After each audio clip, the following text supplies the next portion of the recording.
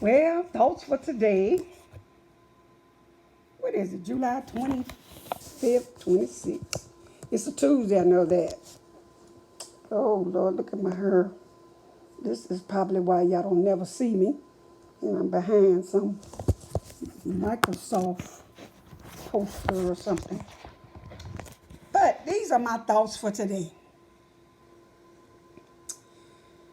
Well, I went to the emergency room Saturday night. And I told them I had chest pains, short of breath, palpitations, which I still have right now.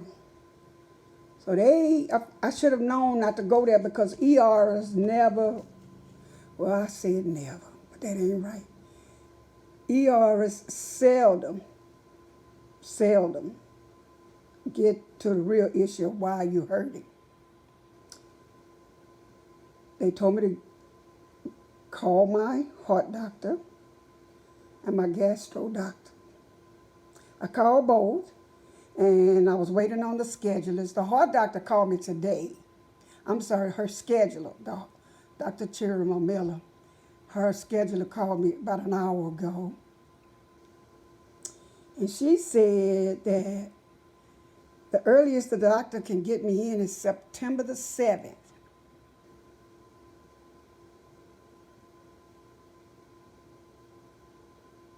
People.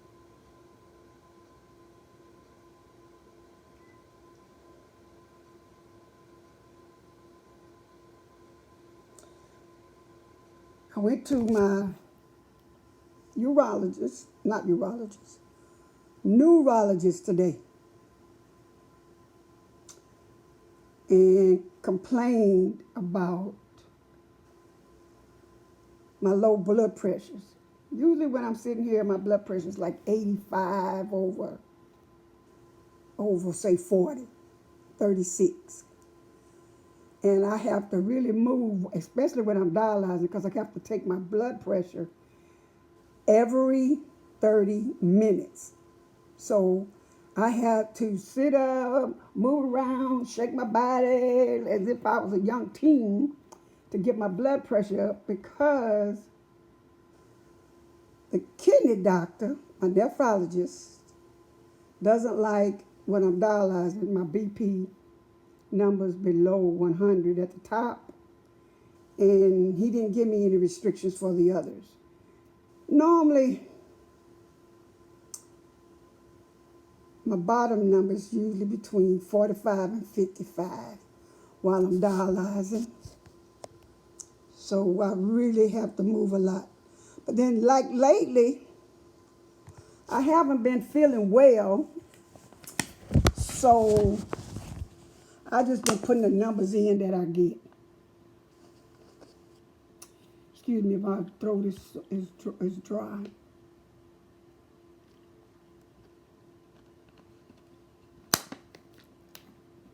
So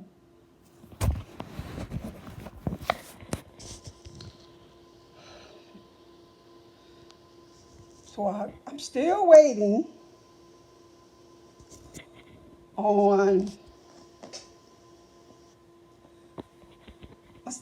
my gastro doctor scheduler to give me a call. I don't know why my nose itching. It always wait until I'm trying to do a video. Well,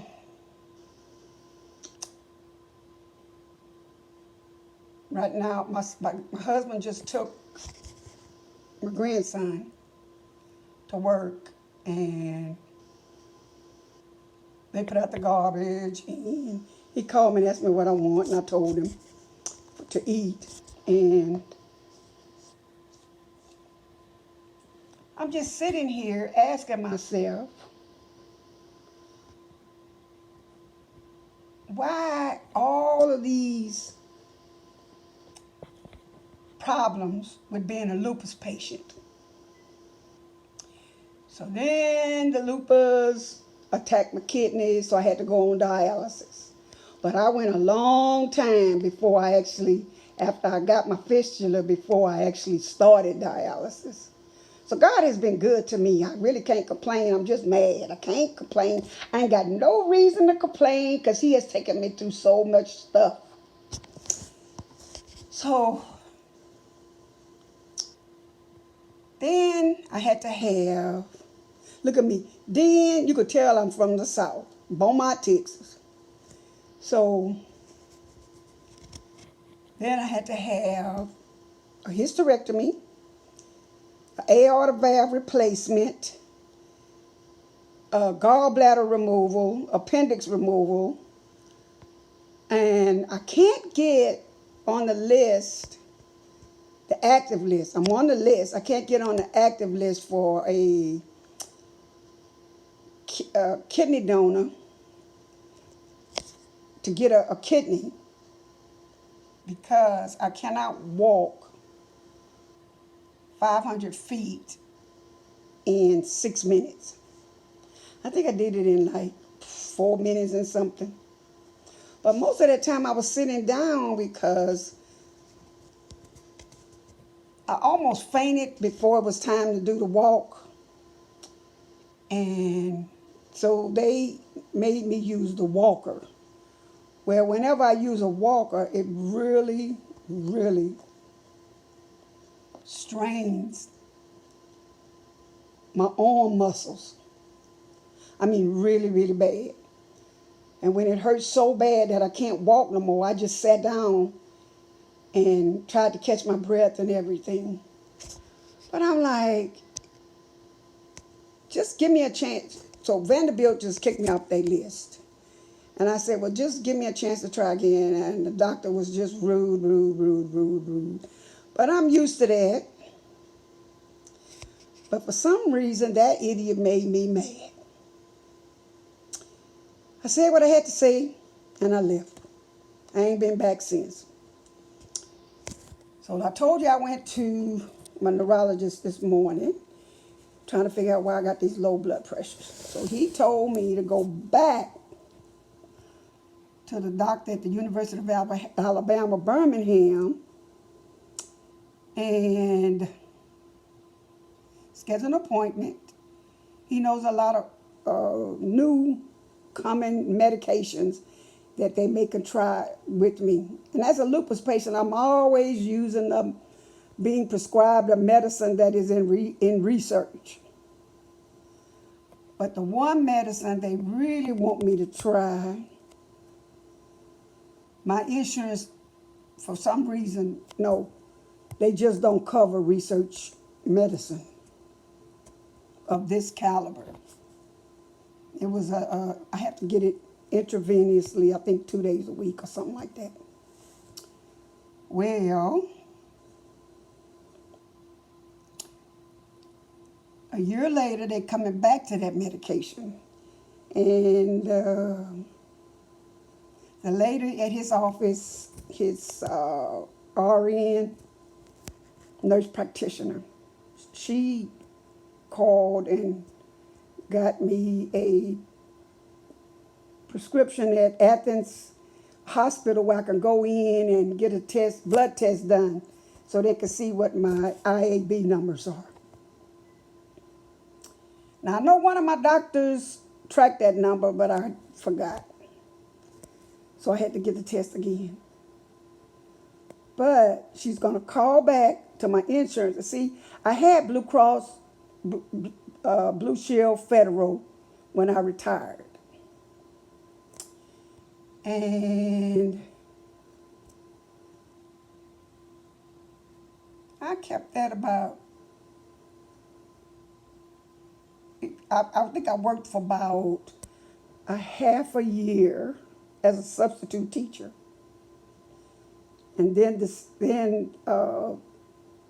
I became disabled.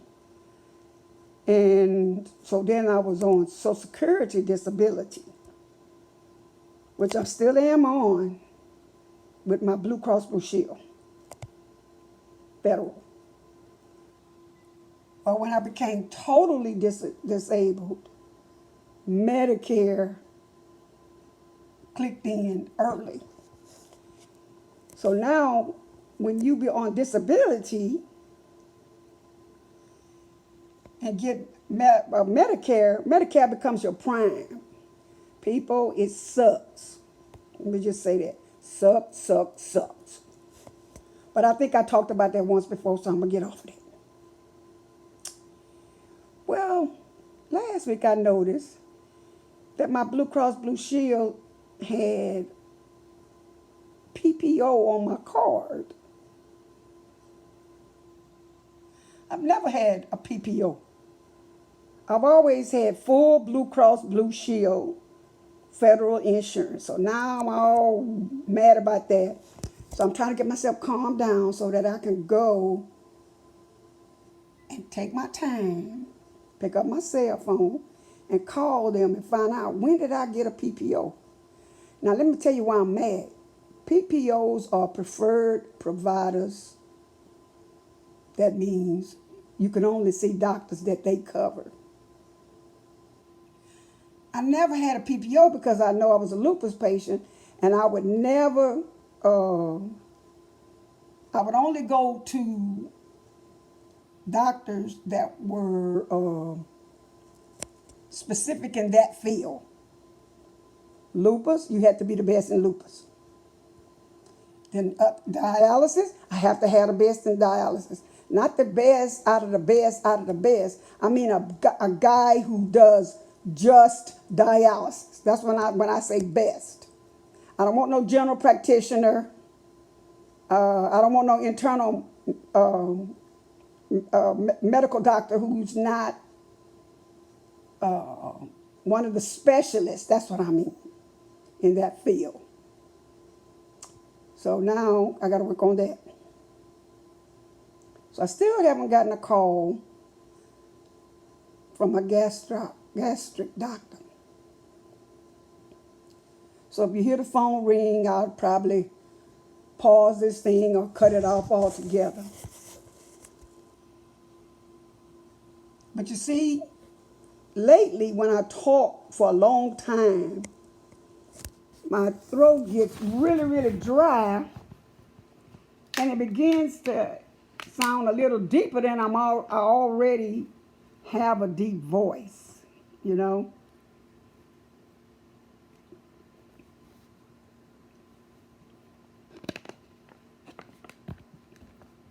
And my throat hurts. It really does. So I've always buy throat lozenges. And I had to keep them in my drawer because I could just eat them one after the other. The whole bag would be gone in a little bit. So now I learned if I keep them in my drawers, my dresser drawer, that I have to get up and go get it. I don't eat them as often. What else is going on? Oh, my booby number one is going back to college, y'all. She's going back to the University of, North Alabama in Florence. I think it's UNA. Yeah, UNA. University of North Alabama in Florence. I need y'all to pray. Because, you know, that college kind of put her in a dismayed condition. And I guess it was her first time ever going away from home, and it was just hard. So I know about that, you know, being dismayed. But, of course, her parents took charge, got her help, and she's in a much better spirit. I tell you, I thank the Lord every day for her much better spirit. She was doing hair, but I think she really wants to follow some of her best friends in her dad's step, her grandparents' step, her mother's step, and to go to college. That's what she wants to do. And I'm glad Lord put that on her heart. And it really blessed me dearly. After all I was going through, that lifted me up. And I'm so proud. Also, my booby number 2, who's dyslexic, but Lord, the Lord put him on a job with Domino's. And unbeknownst to us, this boy has done well. Usually autistic kids, did I say dyslexic? I meant autistic. Autistic. Autistic kids have a hard time making friends and working with other people. And he didn't survive too well in class and high school classes. So we put him in homeschool.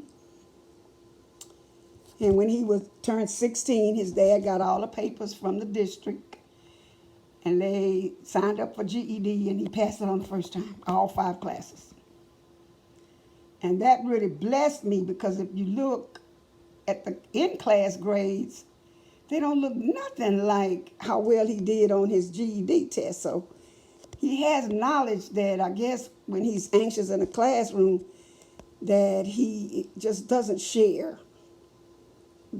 I guess gets tight up in the classroom, and I guess they say do this homework. They just don't do anything when they're in a classroom like that. But he's doing good on his job. He's made several friends, and he has great hours. The bosses respect that he's a Seventh-day Adventist. So on Saturdays, he's allowed to come in at sunset. Not everybody's going to give you favor like that. Nothing but Jesus set that boy up for success. Nothing but Jesus. And I'm just ecstatic, as you can tell. I love my boobies, let me tell you. Now I have 2 boobies, 3 and 4, going to high school, 9th grade. And number 3 was retained when he was 5 years old. He repeated kindergarten. That's what it was. He repeated kindergarten. But I think the school is working with his parents so he can graduate in 3 years instead of 4 years. So, but whatever the Lord has set for him, do it. He's going to be a drummer in the band. He wanted to play football, but for some reason, I guess with him trying to get this accelerated schedule, he can't be in the band and play football. And that must be, I don't know, current stuff, because my husband played football, all-star, everything. Went to played at Washington University, St. Louis. That's where I met him. And when he was in high school, he played in the band too. What they did, they allowed him to play football in the fall, and then when it was concert band, then he would participate in that. But he would still have a band class and a PE class. But I guess that's when we had 7 classes in a semester. Now you get like 4 in a semester. And they made the classes extended time, but the teachers haven't learned, some of the teachers haven't learned how to maintain an hour-and-a-half class to ensure that the students get the work, understand it, and not just learn how to do it. Now, I'm tutoring 2 kids now. I'm tutoring going to be 1st grade and going to be 10th grader. we doing the ACT. We went over the math part. But it's important to me that if you don't know the math rules, you cannot pass a math test. And what usually hurts students and prevents them from accelerating in high school is order of operation. You can know every rule of calculus. If you don't know the order of operation, you're not going to get it right. So I really, really make my students write out the problems so I can see how they do it, where they made the mistake, instead of just saying it's wrong.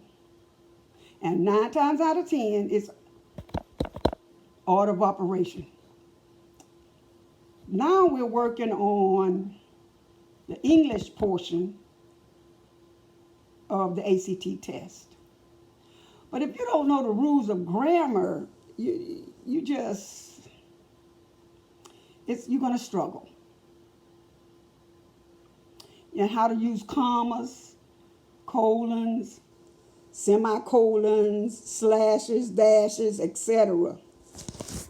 So when you're reading those paragraphs,